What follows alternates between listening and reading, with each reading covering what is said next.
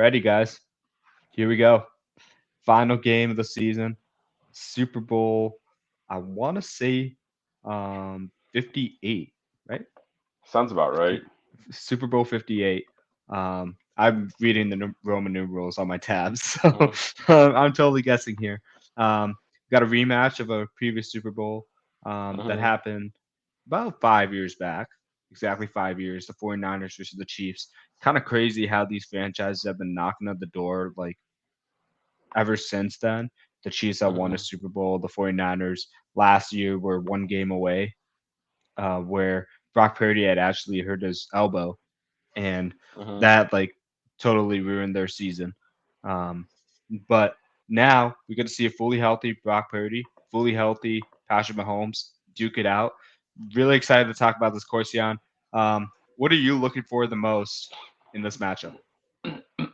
um, I think I'm excited to see the secondary like receiver battles. I think from both sides with just like how I guess dynamic both teams like tight ends, receivers, and then like running backs with the ability to Hold on. catch You're yards. not talking about wide receiver twos. You're talking about defensive secondaries versus like receiver groups and tight ends, right? Yeah. Okay, got it. Yeah, but I'm pretty excited for that. Just because I think they're I mean, like both teams have elite run defenses. I feel like both offensive lines are pretty even in comparison if you look like do a side by side comparison, but then it's the fact that both teams like receiving threats are really unique compared to I think a lot of teams around the league that makes it hard to like I guess prepare for them in like just a readiness standpoint in comparison to I think a lot of other teams around the league. Yeah, I slightly disagree with you on the offensive line part. Although with the Joe Tootie injury and him not being able to play, that might Mhm. put the Chiefs line a little bit more on par with the 49ers line. I actually Mhm. think the 49ers offensive line is one of their rare weaknesses because it's just not as strong as they were in the 2019 season. Mhm. So, um, but you made a lot of good points there. I think we're not going to see another like Chiefs and Ravens game. I don't anticipate that from Mhm. this. Yeah, the Chiefs defense has been really good. I've been telling you about this since the Bengals game about the Chiefs back Mhm. in episode 2 of this podcast that watch out for this Chiefs defense. They have a lot of young players, but they're all ready. They're all athletic. They play well. They play disciplined, and it's panned out so far. Um, and they're probably the linchpin of this team with Mhm. a Patrick Mahomes and Travis Kelsey.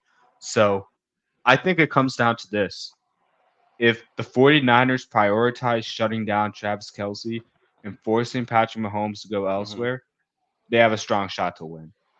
If Mhm. they can't do it and they're not doubling Kelsey every time, if they're not taking him out of the plays, they have no chance to Mhm. win.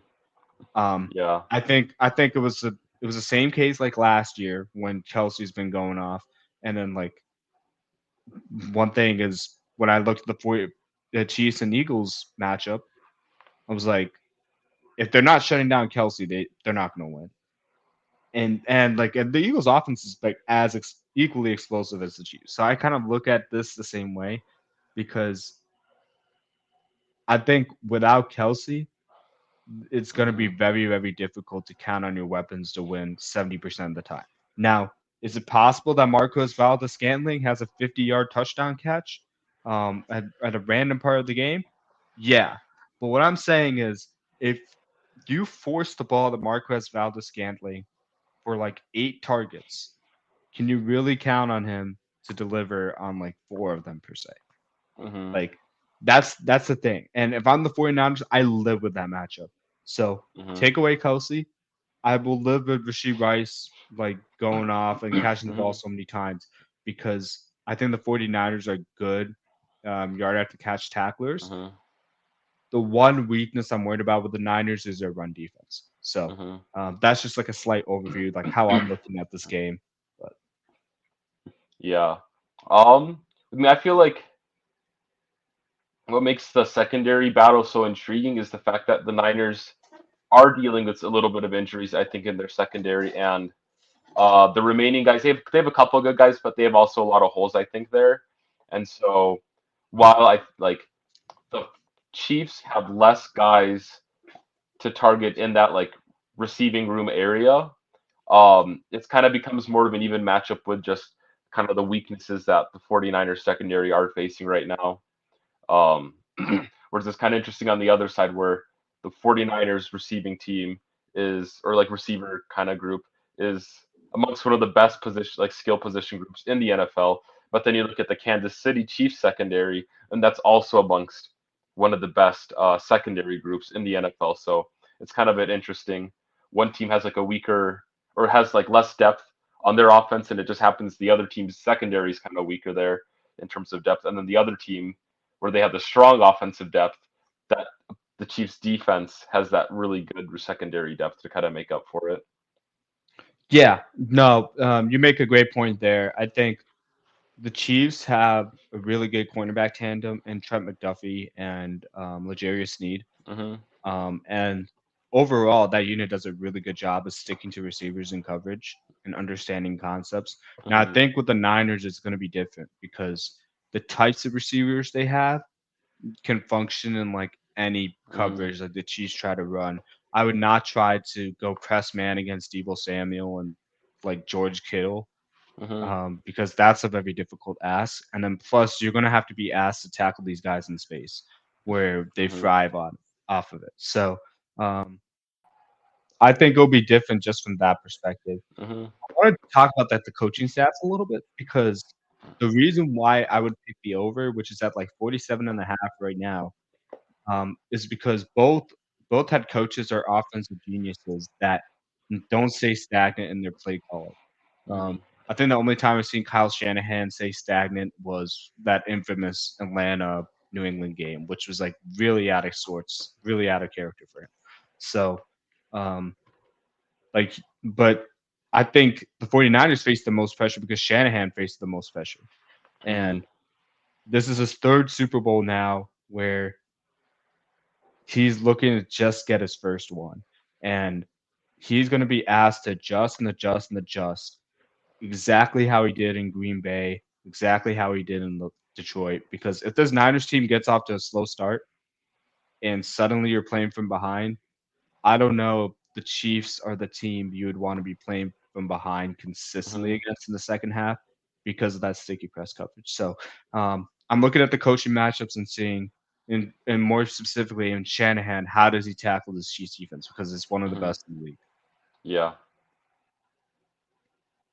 Okay, all Yeah. right. Won't go too much there because we have separate topics like detailing the Hmm. offenses versus defense. So our first Hmm. matchup, we're going to be talking about the Chiefs offense versus 49ers defense. In my opinion, I think it's pretty simple. It's 49ers have to prioritize stopping Travis Kelsey. Hmm. That should be the game plan. That should be the only thing they're worried about. What says you? Yeah, I think that's a focal point there. Because I think Travis Kelsey, he had a great regular season, but it was definitely down compared to, a couple of the previous seasons that he's had. And so I think people kind of wrote him out for the beginning of the playoffs, but obviously we've seen that Travis Kelsey is still a beast. He was pretty much like, the focal point of the offense throughout all of the playoffs, and that's how they ended up just beating every team that they went against. And so, yeah, this is going to be a key for them. But luckily, I think the 49ers, like, while the 49ers secondary is a bit weaker, um, their linebacker core, if they can, get like the matchups that they want from their linebackers, plus maybe a guy in the secondary on Travis Kelsey, I think that's the way you stop that. But then obviously when you kind of invest there, you're kind of taking out either Dre Greenlaw or Fred Warner from the run stopping game, which is still pretty strong from that Kansas City Chiefs offense. Yeah, no, that's fair. And now thinking of it, like the 49ers just struggle against like Detroit's and like Green Hmm. Bay's like rushing offense, especially in the first half. So um, if I'm the Chiefs, another thing I'm looking at is Pacheco's been going off. He's a very good runner Hmm. out of Rutgers. So pretty happy to see another alum doing it, like stacking Hmm. some positive performances year after year after year. Um, let's pretend like I didn't break that rubber band I was playing with for the past 5 minutes. But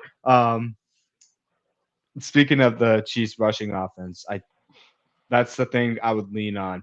Just test that San Francisco front, um, and see how the 49ers do against Reggie Rice. Because Hmm.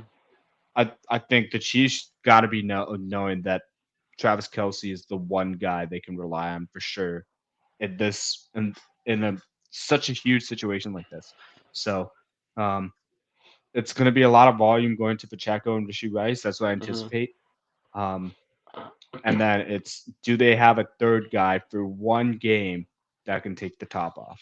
Hmm. Could it be Kadarius Toney makes a Super Bowl appearance, puts his two or three quarter plays that he needs to, and then like for the rest of the season be useless? I don't know. Hmm. So Yeah. that's a question the Chiefs will have to answer.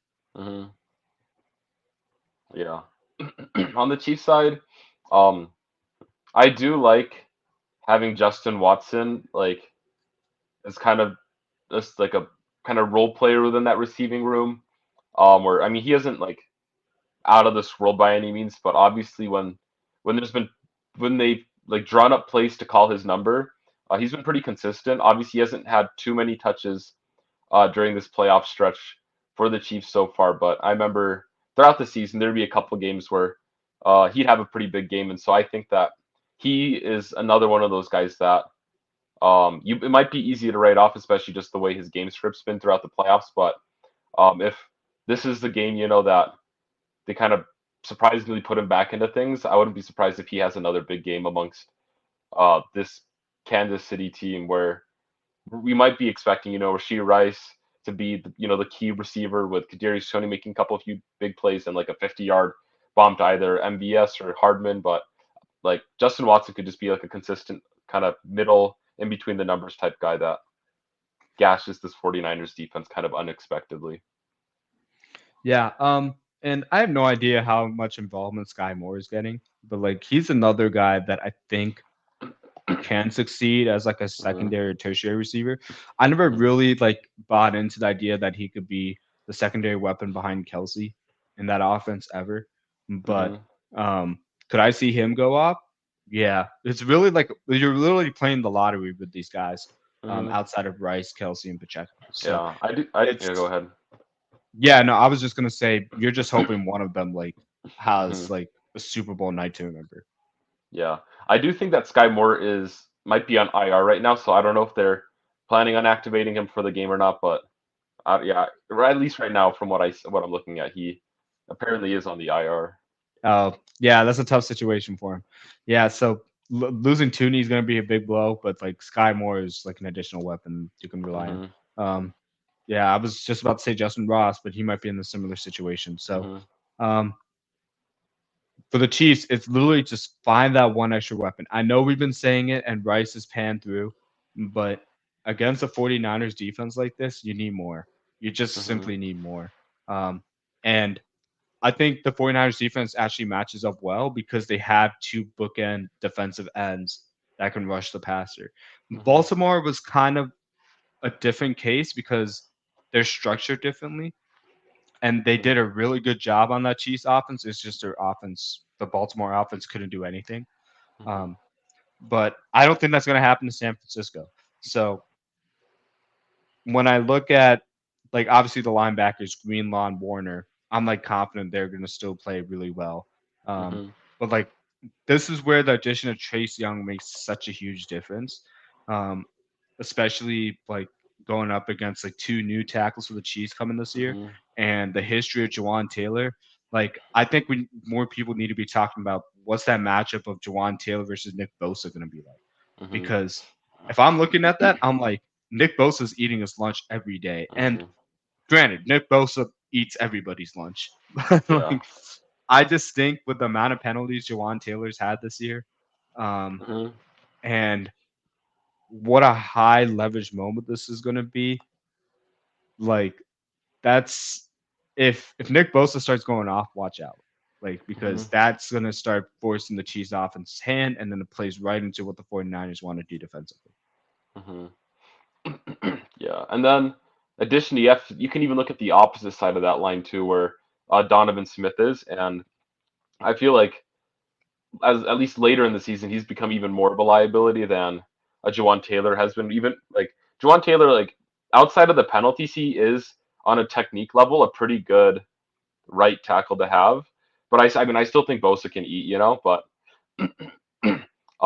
there are like I would be like I'm excited to see kind of just the matchup that Donovan Smith ends up having to take because I like the 49ers they will be like switching guys up on that defensive line, moving players around to try to optimize just the angles that they're trying to push and the ways they're trying to push Patrick Mahomes, and so um yeah, I think just it'll be interesting to see how these Chiefs tackles end up playing throughout the game because obviously I do think they're obviously interior linemen are their extreme strong point in this offense that really can hold off Eric Armstead, Javon Hargrave, uh, and who's the other guy?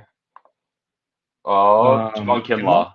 Yeah, Kinlaw. Yeah, and so it's like their interior can hold off that. Honestly, if they had all three of those interior defensive linemen, could probably go pretty toe to toe with that offensive line, just the interior guys. But it really does come down to those tackles, I think, to keep Patrick Mahomes upright because I mean they've done it well so far during the playoffs, but again, this will be kind of a scary matchup, I think, for them. Yeah, I mean, the thing is, the one thing I'd be like, all the 49ers tackles have to do is they're like, it's going to be very difficult to win against that interior front for the reasons you laid out. Hmm. But like, if I'm the 49ers, my focus is on occupying that interior front. So I Hmm. allow like Chase Young and Hmm. Nick Bosa to go off one on one. Like, Hmm. am I worried about a Travis Kelsey or a Pacheco chip? No, not really, because like you'll have to do that on one side of the line. It's impossible to get both of them like Hmm. chipped like that, and then get some sort of some rhythm offensively. Because you have to realize the way they use Kelsey and the way they use Pacheco. They want Pacheco to be that bruiser back, and they want Kelsey to win like the intermediate deep Hmm. down the field as the primary option. Like they're not going to have time to go chip a Bosa, chip a Young, and then give Mahomes enough time to get rid of the ball. Not Hmm. against this 49ers front. So um, as Hmm. long as the tackles occupy those interior three and allow um, Young and Bosa to go against the tackles at minimum, I think it bodes well for the 49ers pass rush. Hmm. Yeah.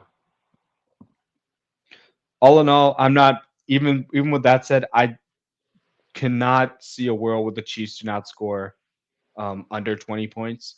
Hmm. I think their offense with Patrick Mahomes and Travis Kelsey is talented enough and proven that they're going to be able to put them up that many points. So I am not worried about the Hmm. offense scoring against the defense whatsoever. Um, on the other side, I think this is probably what people are going to be talking about the most. Granted, where these units are in NFL rankings per se. Hmm. So with the 49ers offense, they're third in points per game, second in total yards allowed, fourth in pass yards per game, third in rushing yards per game. Hmm. Now, the Chiefs, um, as far as the defensive end, they're second in points per game allowed with 17. Um, well, let's see here. No, these are their offensive numbers. As far as their yards allowed, they're second as well. But their turnover differential is minus 11 and 28th in the league. So um, that's going to be very tough to manage because they're not getting many turnovers, but they're Hmm. not allowing many yards. So like Hmm. it's just a matter of like how do they fare when the 49ers get into the red zone, and that is going to be a huge test to me. Hmm. I think the key players to watch here are Leo Chenal, um, Drew Tranquil, and then Christian McCaffrey. Whoever wins that matchup is probably going to win this game because these Chiefs linebackers have been like, and I'll throw Nick Bolton in there too. Like, I'm trying to say the Chiefs linebackers, which have been like Hmm. superb in this playoffs, real difference makers. If they can bottle up Christian McCaffrey in the run and pass game, Hmm. they're going to win the Super Bowl because that's the one guy you have to take out of the game, even with all these weapons the 49ers got. Hmm. You take out Christian McCaffrey, you limit their offense to a very drop back centered game where Hmm. they can still move the ball, but they've had momentary struggles in these playoffs, like getting into like pass heavy scripts. Mm-hmm. And against the Chiefs, if you get like 3 or 4 stops and 4 Patrick Mahomes, that's enough to win the game. That's Mm-hmm. why that's why I say Christian McCaffrey versus those linebackers is the matchup Mm-hmm. for me. Yeah, yeah, it'll be interesting to see these. It's kind of crazy just the fact that Christian McCaffrey, like it really is, he is like the key focal point of that offense, despite how talented literally the rest of that offense is. Like literally, Including Purdy. McCaffrey, Including Purdy. This is no yeah, shade on Purdy. This is just how good Christian McCaffrey is. yeah. Well, it's kind of crazy to think that both Brock Purdy and Christian McCaffrey have both been like this season in the MVP discussion. Do I think he'll win the MVP? No.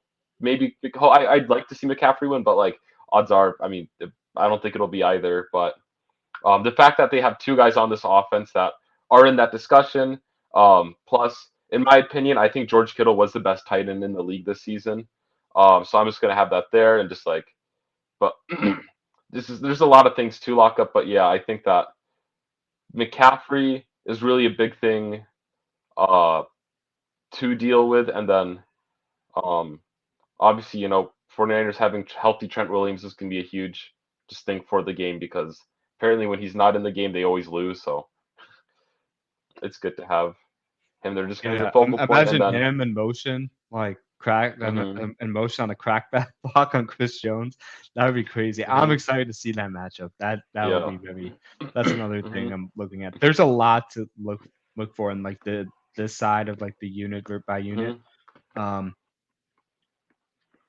and I'm not even worried about Brock Purdy in this game. I think he's shown enough. Like for me, what he's done against the Bengals in the regular season, even though the 49ers lost that game, was like a clinic on how to play quarterback hmm in a playoff like setting because the Bengals are a Super Bowl contender. I had them like going, I think either them or the Bills. Don't hmm remember my preseason pick, but whatever. Um, how Brock Purdy performed there and in the second half of these playoff games and in high leverage situations like game after game after game. I am not worried about him against this defense. Now, this hmm defense is going to put up a fight because they're really good. Let's just get that out of the way. hmm But I think when it matters most, I don't think you're going to see a blowout where people are going to be like, oh my goodness, Brock Purdy actually stinks. I'm not anticipating hmm that. And I think he can go toe to toe with Patrick Mahomes because of what's around him. hmm Um, I don't know how Ayuk and Debo will do against the secondary, like as far as like pass hmm routes. Debo might like pop off like he always does in like the catch and run situations because he's really good there. hmm Um, Kittle is the guy to watch for me. If hmm he has a big game, it's gonna add to the 49ers chances of winning. hmm yeah, yeah. But I think with Debo Samuel as well, I think at the start of this season, people had kind of like almost exclusively thought of him as kind of the catch and run guy. But throughout this season, A he's wide back. proven to, yeah, he's proven to be a pretty elite route runner. Obviously he's not like Devonte Adams or like that Cooper Cup tier uh I of don't like think it's his route runners. teammate Brandon Ayuk, but you have a point there. He's pretty good. But yeah, I'd say he's definitely one of the better route runners in the league because I mean throughout the season I think we saw a lot of him, getting the ball on those kind of routes down the field, and from then on he continues to make play after play, which kind of gave him his, I guess, rebound season. Because obviously last year, I think everybody kind of saw he had a down year, and the previous season he was kind of almost exclusively used as that quick run after the catch type player. But this season, I think he's really taken that next step in his game, and so I think it's important for the Chiefs. Obviously, Christian McCaffrey and George Kittle are the two focal points you want to pay attention to because I do think that they are the best players on this offense, at least outside of. I mean, Trent Williams is probably the best in my opinion, but outside of in You're talking terms about of, skill positions. yeah, out of the skill positions, those are the two best. But I think it's easy to write off Debo Samuel, and I think the Chiefs will really need to like hone in on making sure Debo Samuel stays locked down. Um, just because I think if they can find a way to consistently get him the football, like it'll just completely wreck that Kansas City defense. I I hear you on that. So we had two different players. We have Debo and Christian McCaffrey. And the tough part with coming up with a definitive answer to this question we're discussing Mhm. is they're used interchangeably because Mhm. you can use Debo in the running back role. You can use Christian McCaffrey in the slot. So like just the fact that like Debo and Christian McCaffrey are healthy, relatively healthy. We have to see Mhm. how Debo is feeling the game of. That's huge for the 49ers offense because it gives them more versatility, more plays. Like you saw when Debo went out Mhm. against the Packers, like how threw a wrench in the game plan because suddenly you have to throw out like 30% of the playbook because it Mhm. had Debo Samuel involved in it somehow. So um, just the fact that you have those two guys there, I'm not surprised those two players are answers. Um, Granted, the 49ers have lots of weapons. That's why we threw out Kittle. That's why you have to worry Mhm. about Ayuk. That's why you threw out McCaffrey. That's why you threw out Debo. Um, but I think I think more so Christian McCaffrey just because of the amount of touchdowns you've had and like how that builds momentum for that Mhm. team. Because whenever Christian McCaffrey has a huge run or a touchdown to narrow the deficits in these playoff games, like it seems like this team takes off another level. Like, Mhm. and granted, Ayuk had one of those moments too, but Mhm. I I think Christian McCaffrey allows Brock Purdy to be Brock Purdy, where like Mhm. he can just play his game. He doesn't have to worry about like overcompensating. And if I'm the Chiefs, I'm like, what can Brock Purdy do without Christian McCaffrey against Mhm. our defense? Because we're a Super Bowl led defense right now. Mhm. So um, I would take that chance if I'm the Chiefs because one, you take out one of the best running backs in the game, like Mhm. with your performance, and you kind of force Brock Purdy into this game he doesn't want to play, where it's like Yeah. he has to fit balls perfectly every single time. That's Mhm. going to be tough, even with Kyle Shanahan scheming up some plays. Mhm.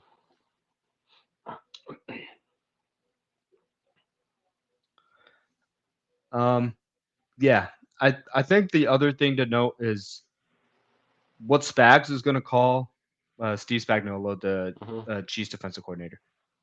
What he's going to call, like from based on the Ravens game, and then Mhm. who are they playing? The Dolphins, I think, before that, Mhm. and the Bills. I think Mhm. that game plan against the 49ers is going to be completely different. I Yeah. actually don't think they're gonna. I don't think they're gonna blitz a ton Mhm. because if they do, they're gonna lose sight of a use check or like a McCaffrey or like a Mhm. Kittle leaking out in the flats. Like that's just what the 49ers are gonna do if you see them blitz a Mhm. ton. So I actually think they're gonna play more coverage based, Mhm. um, and like bracket McCaffrey and bracket Mhm. Kittle somehow in the middle of the field. Mhm. Whoever's in the middle of the field somehow, Yeah. just to throw more bodies and force Mhm. Purdy to throw it outside and beat them outside the numbers. Yeah. But I could be wrong because Spagnuolo is like one of the best defensive play callers in the playoffs, like in Mhm. particular. So Yeah. he is a complete wild card in this game. Mhm. Yeah, and I think I trust him to make, or at least game plan like pretty efficiently with this. Just because I mean, you look at all the other teams that they faced in the playoffs, and like the offenses are so wildly different in terms of like team makeup that you can't like generically put them into like a class of just a generic offensive kind of like a generically run system where it's like the Dolphins, it's like their offense is built around just like insane speed. You got the Ravens, whose I mean, like offense is centralized around Lamar Jackson. The you got the Bills, their offense is it's been really like ran through their like rush attack too similarly, but like again, I don't know, it's just like all the teams just have such unique builds They have different that. philosophies you have to pay Mhm. attention to. Yeah, yeah, and the fact that he's been able to game plan for pretty much all of these pretty well. I think that well, I mean, it's always you can always say that like the next team, oh, they haven't faced a team quite like them, or it's a really unique matchup. But he's done a good job so far. So yeah, I think that he's got some like good strategizing, and I think that even if the 49ers come out swinging, I do believe that he will make a good job, making those second half adjustments, or even before that, if he notices things. I think he's shown to be the type of guy to make those changes quick, sooner rather than later, to keep the team in games. Yeah, and to his credit too, like this is the most talented roster he's had to utilize as personnel because like all 11 guys from what he Hmm. said, like guys can think independently, they can make adjustments on the fly. So like sometimes his calls won't even work, but the players will Hmm. call audibles to things that they know they would based on offensive tendencies. That's the level Hmm. that this defense has risen to. So I look at that, I look at what the 49ers try to do. It's gonna add a lot of pressure on Kyle Shanahan to play this cat and mouse game, to make these adjustments and adjustments that he's being shown. So Hmm. um, for me, this is probably where the game's going to be won or lost. The Chiefs defense versus the Hmm. 49ers offense. Because I think San Francisco defensively, it's very simple. It's shut down Travis Kelsey Hmm. and then try to mitigate the run as best as you can. It's going to be difficult to completely like sell out to stop the run. Hmm. What all the Chiefs tried to do, and the fact they've been struggling the past 2 weeks with doing that, but it's Hmm. not a nail in the coffin.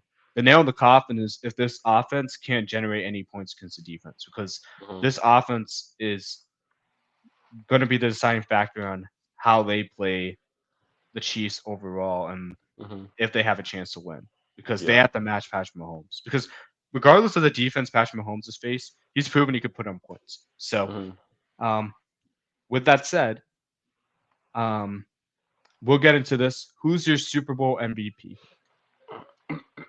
um, I mean, I guess, hmm. I think if the 49ers win it, it'll likely be, um, it'll probably, shoot, I think it'll either be McCaffrey or it could be, uh, Bosa. I think Bosa's kind of like a cool dark horse Super Bowl MVP candidate Interesting. from the yeah. Well, because like the thing is, if he gets a couple of like key sacks, I think during the game, I think that kind of can solidify him in that spot. Just for the fact that Patrick Mahomes has historically been really good at evading pressure, evading sacks, and so I think that any defensive player that is able to sack him multiple times in a game like the Super Bowl, like a biggest stage, I think is deserving of an MVP award, especially if it is key turnovers, like or not turnovers, but key sacks, on like second or third downs, just to really drive the Chiefs back and force them to either take field goals or punt the ball, or just kind of force Mahomes to not stay in his comfort zone.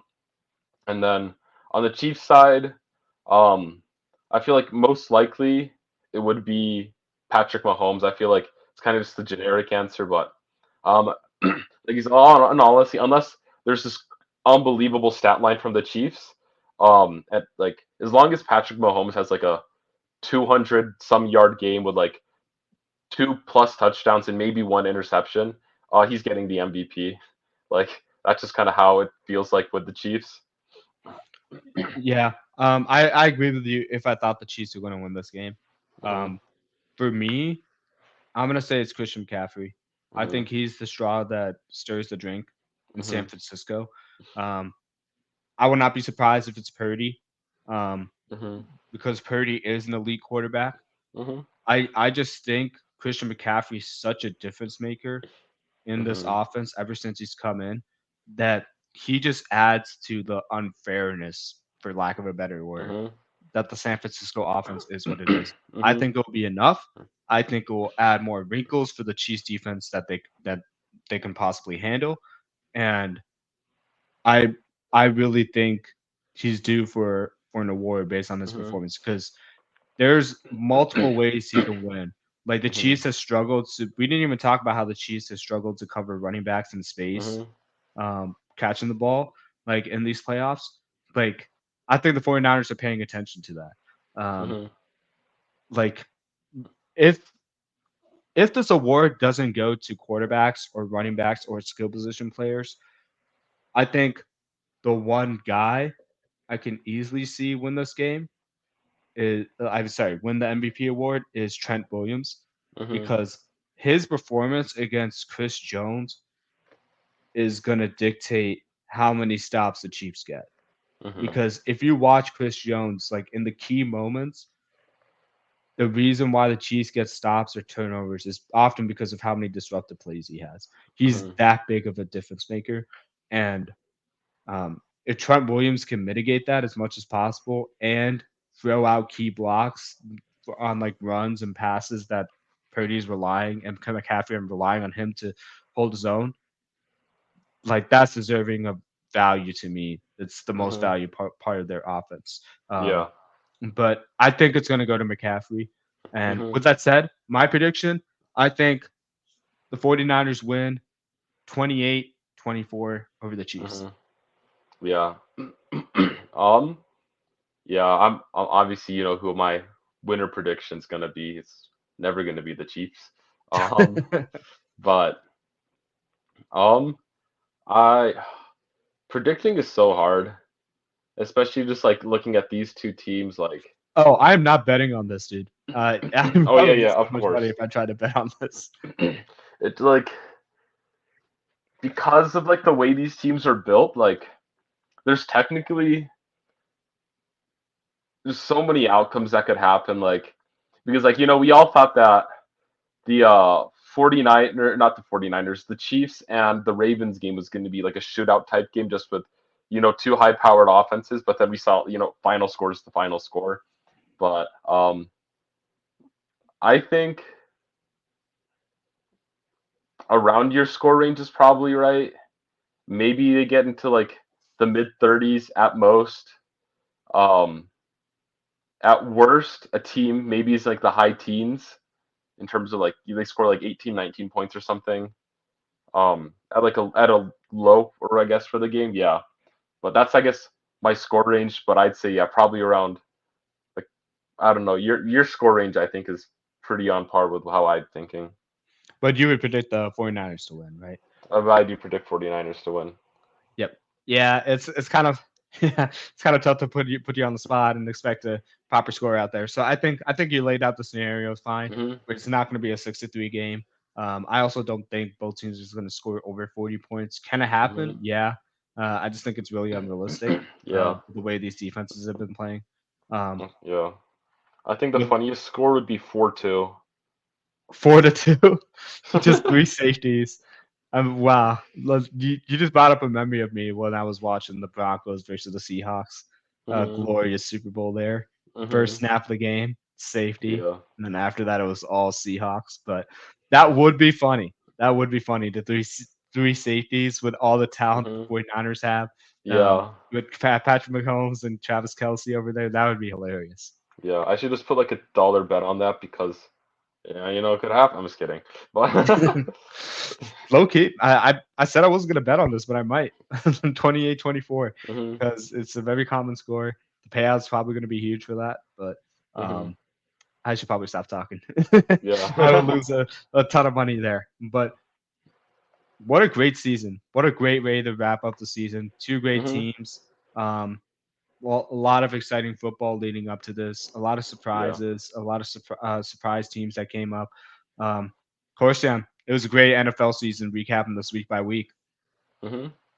Yeah. It's a good year. All right, guys. So stay tuned for next week's episode. We'll recap the Super Bowl and then start to get into some free agency previews, NFL draft talk. Hmm. Follow us on our Instagram page at amon.a.mission down below in the banner. Um, that's where we are going to upload our content. It'll happen at some point. Um, you could also follow us on YouTube at Amon a mission, all three words Hmm. there. Um, Feel free to subscribe, like, dislike, comment, whatever you think. Tell us your predictions. Tell us who do you think is going to win. Who do you think the MVP is going to be? Um, I know this is probably the worst Super Bowl for everybody because they wanted the Lions and the Ravens. They didn't want to see the Swifties in the Super Bowl. Hmm. But these are two great teams, two exciting matchups. We hope you enjoy it. It should be a fun one. Yeah. Peace out. See you guys.